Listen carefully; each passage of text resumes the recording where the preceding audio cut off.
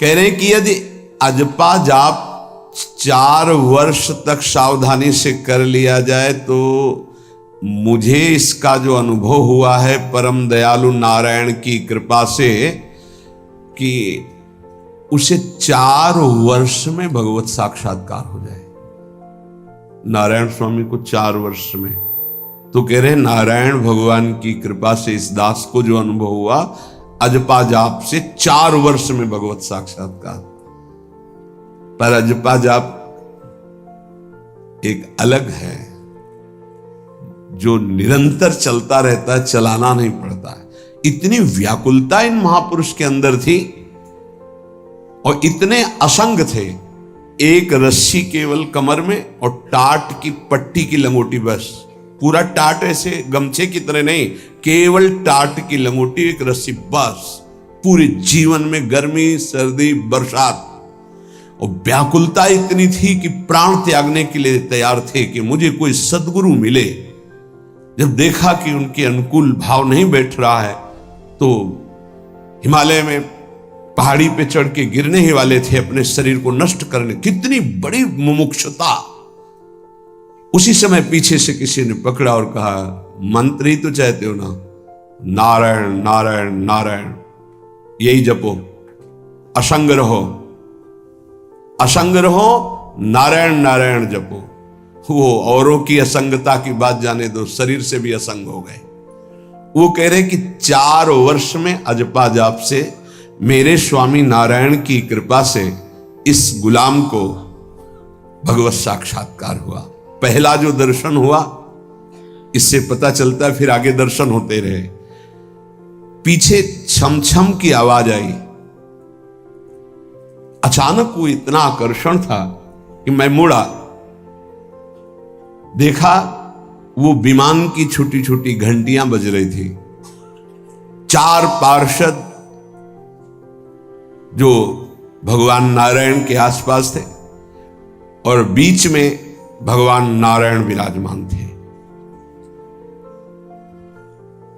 विमान नीचे उतरा, जो ही हमने देखा साष्टांग दंडवत किया, निहाल हो गए।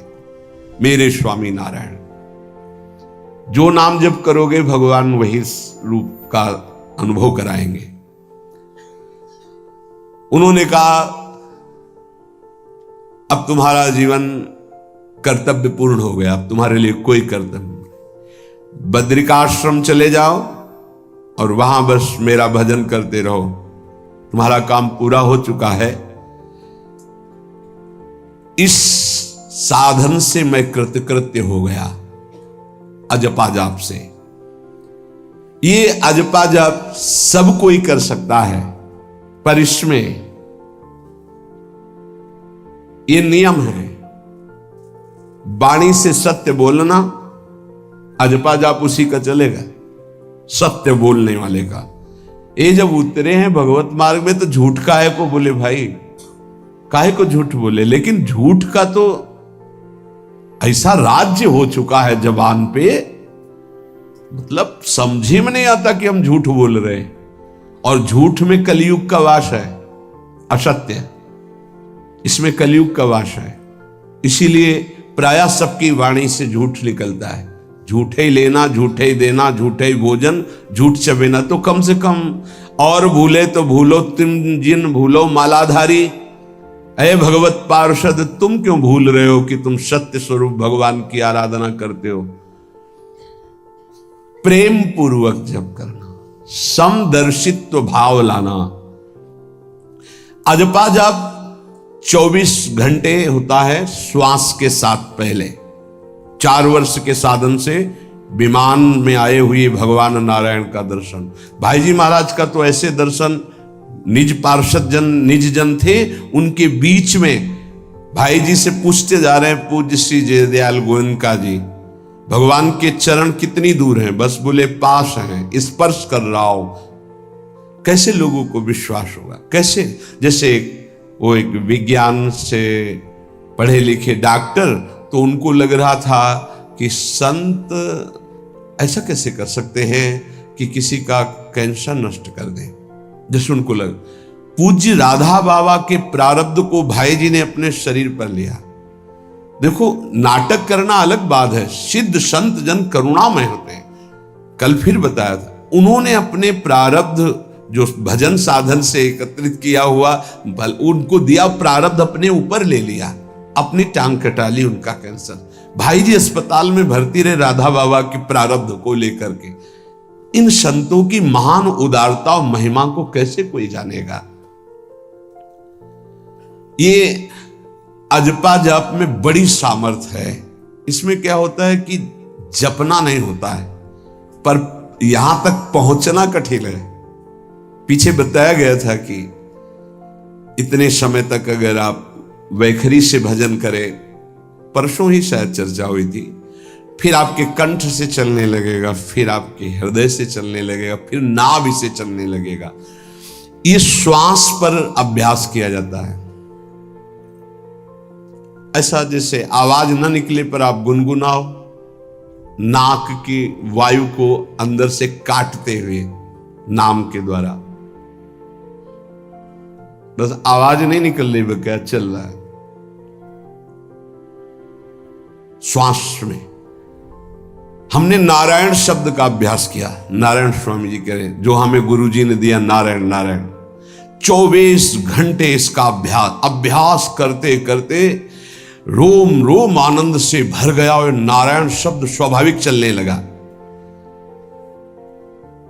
अजपा जाप बहुत जल्दी भगवत साक्षात्कार कराता है। करता नहीं रहता जाप का, और जाप होता है। भोरी सखी जी ने भी कहा, नाम श्वास दो बिलक चलत है, इनको भेद नमो को भावे, श्वास ही नाम नाम ही श्वासा, नाम श्वास को भेद मिटा। बहुत जो चाहोगे प्राप्त हो जाएगा। ये रुपया पैसा संसार की भोग सामग्री, ये तुम्हें कोई देगा भी तो तुम्हारी इच्छा नहीं होगी, आसक्ति नहीं होगी इनकी तरफ। ब्रह्मादि के भोग सब विषम लागत ताई, नारायण ब्रज चंद की लगन लगी है जाई। अजपा जाप को निरंतर चलाने के लिए एकांत में भगवान की कुछ स्तोत्र और प्रार्थना है, उनको गाइए और रोइए, प्रभु से प्रार्थना कीजिए। क्या मुझे अजपा जाप दे दीजिए, निरंतर भजन दे दीजिए, वो दे देंगे। हमने संतों से सुना है कि भगवान भजन मांगने की बात को बड़ी जल्दी पूरी करते हैं, कि मुझे अखंड भजन दे दीजिए। हृदय से जब चाहोगे तब, वो अंतर्यामी है, वो आपके अंदर बैठे देख रहे हैं। भगवान मुझे भजन दे दिए, और आपके चल रहा विविध भोगों की, तो पहले उन भोगों को नष्ट करेंगे या पूर्ण कराएंगे, तब आखिरी बातें आएगी। जब विभीषण जी श्री भगवान के सन्मुख गए, तो भगवान ने सबसे पहली बात पूर्ण की, जो लंका में चलते समय भाव आया था, कि भगवान के चरणों का आश्रय लेकर उनके बाहुबल से इस रावण का विनाश करके जिस सिंहासन पर बैठकर इसने लात मारी, यहीं बैठूंगा आके। पहला काम किया, समुद्र का जल मंगाकर लंकाधिपति पद पर अभिषिक्त कर दिया। और लंकेश कह के उन्होंने कहा कि प्रभु उर्कछु प्रथम वासना रही, प्रभुपद प्रीति सरित सो वही। प्रभु आपके चरणों के दर्शन से कोई कामना नहीं। तो भगवान कहते नहीं, पहले कामना की थी उसकी पूर्ति ले।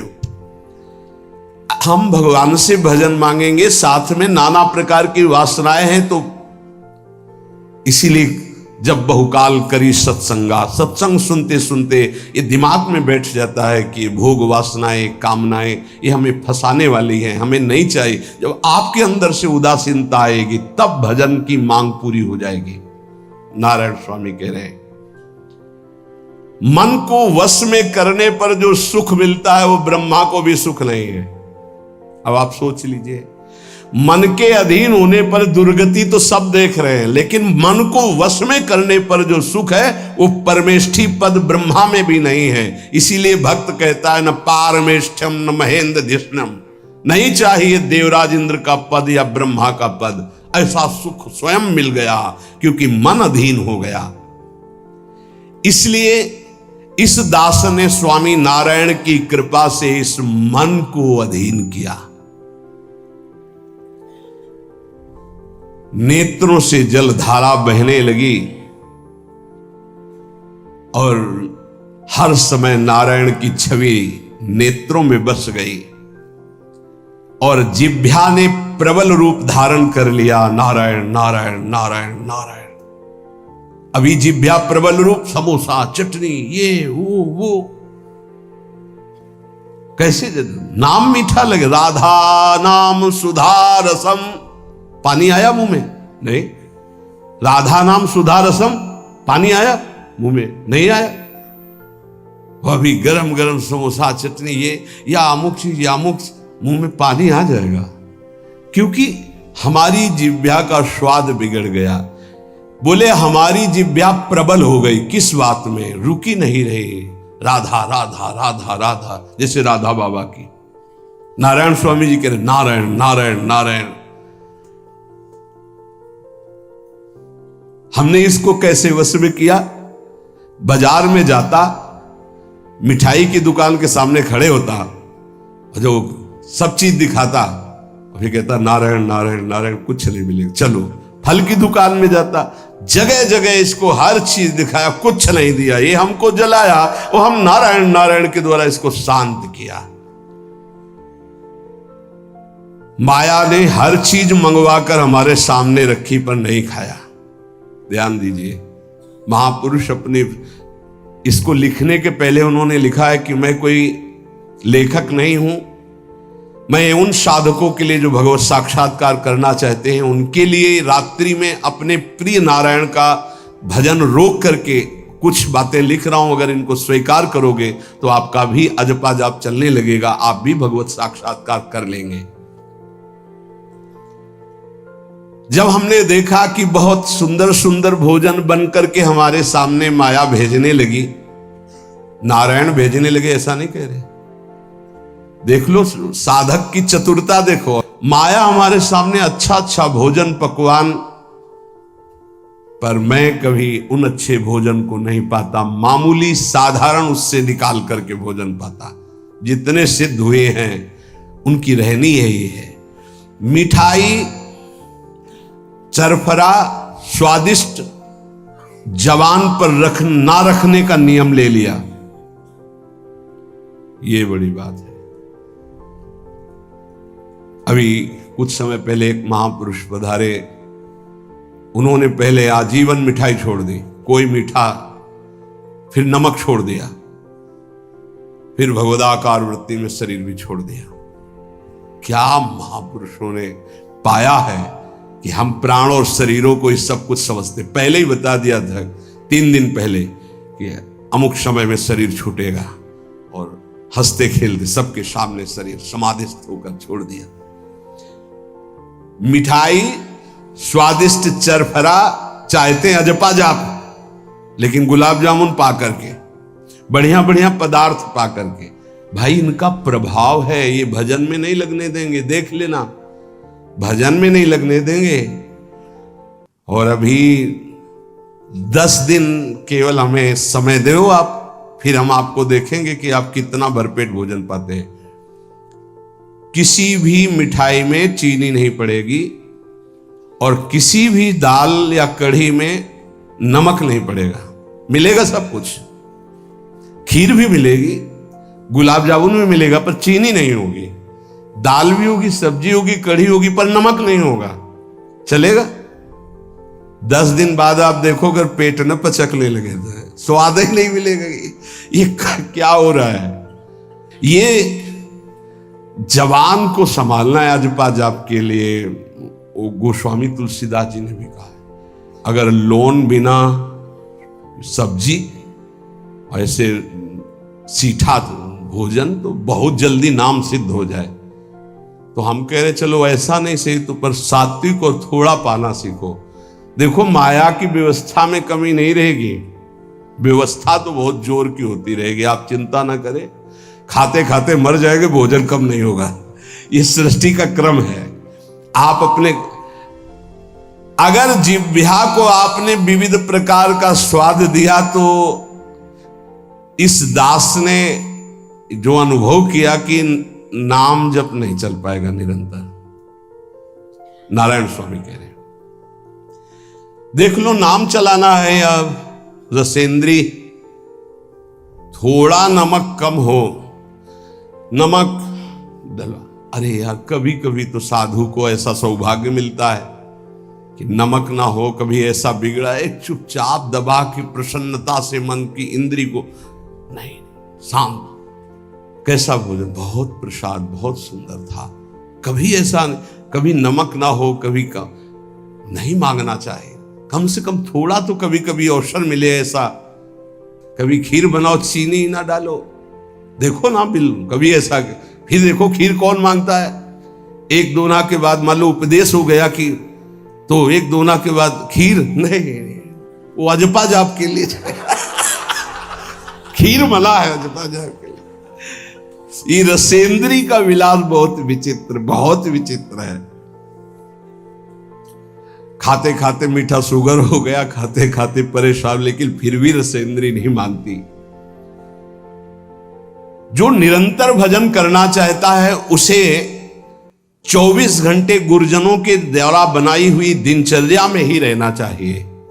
एक दिनचर्या कोई पकड़ लीजिए, एक आज्ञा पालन कीजिए। अगर 100 आज्ञा ना पालन करने की सामर्थ्य आ जाए तो बताना, एक कोई आज्ञा पालन कर लीजिए। वो 100 आज्ञा पालन, और एक आज्ञा उल्लंघन कर दीजिए, 100 आज्ञाओं से आपको नीचे गिरा देंगे। एक दिनचर्या पालन कर लीजिए, आप अपने मन को आज्ञा पर लगा दीजिए, एक दिनचर्या पालन कर लीजिए। कौन सी दिनचर्या ऐसी कठिन है जो आप पालन नहीं कर सकते? मैंने एक यूरोप का आदमी था, वो बहुत अमीर था। वो मरते समय घर वालों को कहा कि मैं एक वसीयत लिखा है, वो मुझे पढ़ने को मिली उस दिन। पूज्य नारायण स्वामी जी कह रहे हैं, उसमें कोई रुपया पैसा की वसीयत नहीं थी। उसने एक बहुत मोटे अक्षरों में शब्द पूरा खाली, पूरी डायरी खाली, केवल एक शब्द, और कहा मैं ये वसीयत आप लोगों को लिखकर, time is money in the world.